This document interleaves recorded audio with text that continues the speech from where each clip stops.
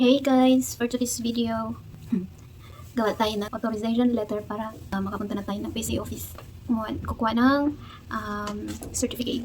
Alam ko na ang gagawin ko. Alright, nandito, gawa tayo ng authorization. Papakita ko sa inyo guys, mamaya.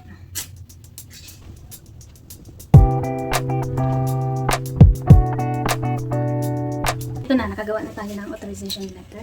Ganito yung itsura niya. Ganyan mo siya. And pwede siyang handwritten and then siya yung itsura. Anyways, mayroon akong naisip na naman. Buti dati nung pumunta kami doon, dalawang bond paper yung blank na pinirma niya. And yung isa, scratch na kasi, ayun, hindi kasi magkasya yung una kong gawa. Kasi dito siya sa taas masyado nag-signature, nag-sign. And then buti meron siyang isang extra, which is yung isa. And then nung una, hindi talaga magkasya. Ang dami kong nasayang na bond paper kasi yung writing ko is hindi ko maayos-ayos. Malaki. And since handwritten lang siya, ang ginawa ko, pinalitan ko yung sulat ko. Pinalitan ko yung sulat ko and nagkasya. Dito sa may blank na, ay sa may bond paper na pinirma niya. Hindi ko papakita sa inyo kasi meron siyang signature dito sa taas. So siguro okay na to siya. Kapagita ko bukas doon. So ngayon, ang last step ay mag-set tayo ng online appointment. Madali lang mag-set ng online appointment. Pero since tatlo yung certificate na kukunin natin, hindi ko alam kung paano ngayon kasi tatlo. Masyadong marami hindi na isa lang yung authorization letter. So, ang gawin natin is, try natin. Pakita ko sa inyo guys. Hindi makita.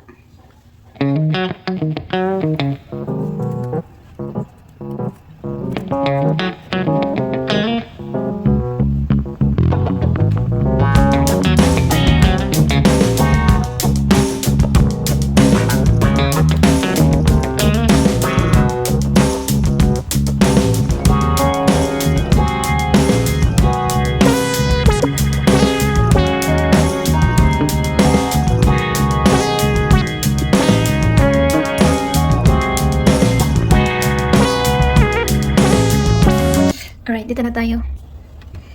Una, select purpose. Ano yung purpose mo? Is to get a copy of this. And then, next then, region. Hanapin mo yung region kung saan ka belong. Tayo dito tayo. Then, outlet. Nandito yung mga outlet. So, dito tayo sa pinakababa. Then, ito yung magpapakita. And then, ayan yung fee, yung copy of birth, marriage, death certificate, civil registry system database ay 155 per copy. So nandito yung mga prices kung magkano yung mga certificate na kukunin mo. Depende. Scroll up. Yan. May Tagalog din. Kompleto din. After yan, next natin. Apply. Since hindi naman sa atin itong certificate na kukunin natin, nakalagay dito sa taas, sabi niya, if you are requesting for someone else's certificate, use your own personal. So dito sa page na to is my personal information. Indicate natin yung personal information nila sa next page. So dito sa first page na to is my personal information.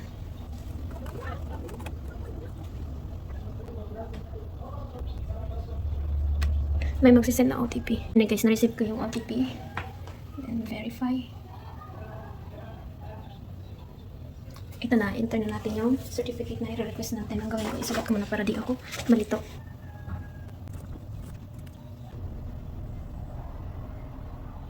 Hindi tayo pwedeng kumuha ng more than 2 na certificate.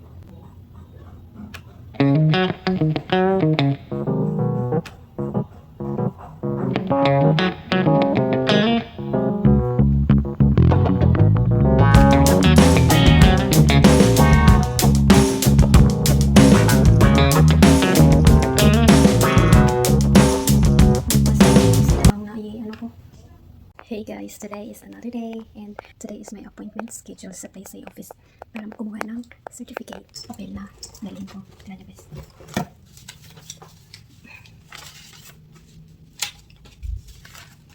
Ito yung itsura ng form na fill upan kapag kukuha ng birth certificate. Kinuha ko siya ganyan. Then, papasok ko sa dito.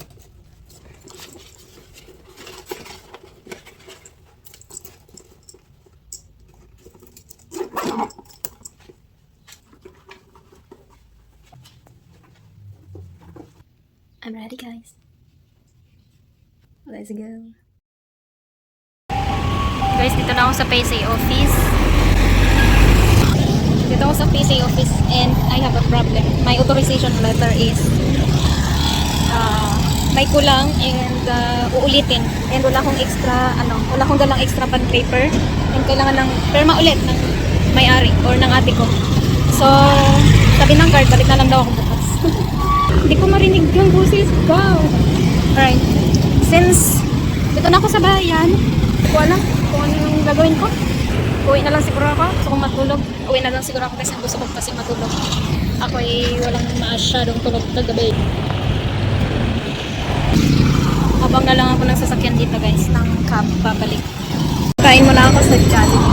Kaya na lang siguro sa Jollibee guys. Punta akong Rizal. Lakad tayo puntang Rizal. Hindi ko lang sure kung gaano to ka layo. Pero I used to walk here. Lagi ako naglalakad dito guys. Kahit malayo. And ang maganda dito, hindi ako naka-heels. Hindi ako nagsandal. Nag-doll shoes lang ako. Guys, maglalakad tayo. Lakad tayo doon.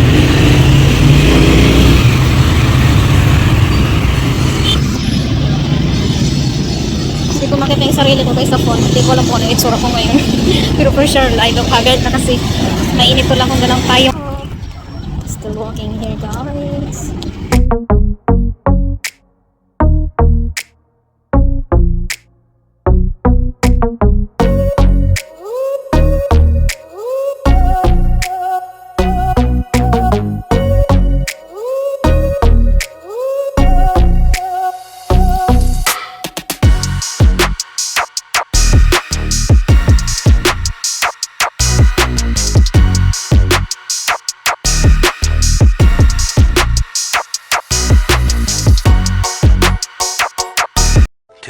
Thousand years later.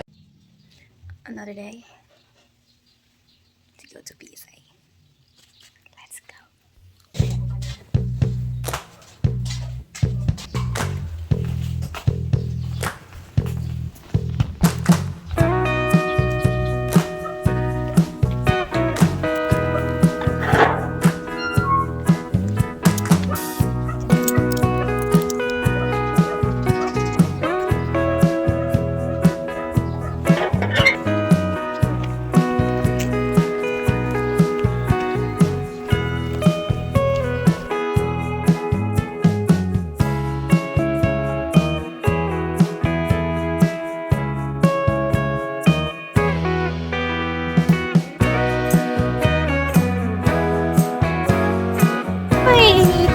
It's really really hot in here and 12 o'clock pa naman. 12 o'clock pa naman. Punta tayong PSA. Going to PSA office. I can't see it because it's really bright, too bright.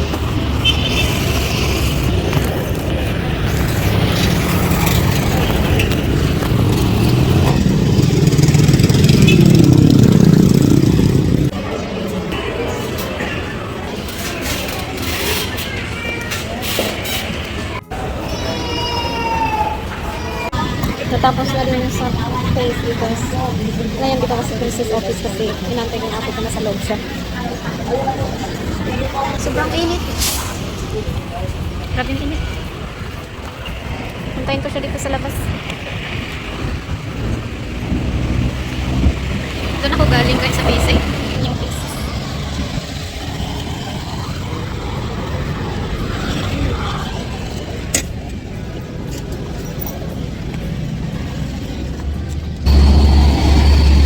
Dito tayo sa Malili muna, antayin ko yung ate ko dito. Kuha ko na rin yung certificate bukas, balik ako dito para sa dalawa ko namang pamangkin kasi ang allowed ay 1 to 2 lang. So, nagpagawa ako ng dalawang different authorization letter. So, ito okay na, bukas balik ako para sa dalawa kong pamangkin ulit kasi 3 sila. So, ayan, ngayon antayin ko yung ate ko na sa loob siya ng Belsis kasi try niya kung pwede nang makuha yung national ID namin. Actually sa akin last pa yung 2024 pa. Hindi na ako nakakabalik kasi masabi mag-send ng message and nawawalan ako ng gana kaya Since yung ate ko kailangan niya, so sabi ko, try niya na rin isabay yung akin. So after nyan guys, punta kami ng store para mamili kami ng fan, kasi yung fan na gamit namin is sinasira. Hindi namin naayos, kaya ayan, mag-abang kami din. Grabing init guys. 12 ako pumunta dito, 12:30, 12 ganun, mga ganun, and then 1 yung appointment. So sakto lang on time, and 2 PM na. Punuan, grabe ang daming tao. Kaya dapat kapag yung appointment mo ay 1, dapat 12:30 dito ka na, kasi magla-line up ka pa. Grabe kahaba ng pila. Grabe ka full lagi yung PCA office. Alright guys, ko kayo mamaya, i-update ko kayo mamaya kapag nakalabas ng ate ko, and if ever na nakuha niya man, kasi picture lang nakalimut ulit ko sa isip ko, plano ko bukas na lang. So since wala siyang work ngayon, sabi niya try niya daw, kaya nagpasend siya ng picture sa kapatid ko sa bahay. Picture lang, sana makuha niya, kahit picture lang yung yung ipapakita, di ba? Bago makuha yung i-fill ID, kailangan may pakita yung una nilang binigay na papel. So update ko kayo. Ang cute ng bag na to, mura lang to pero ang cute.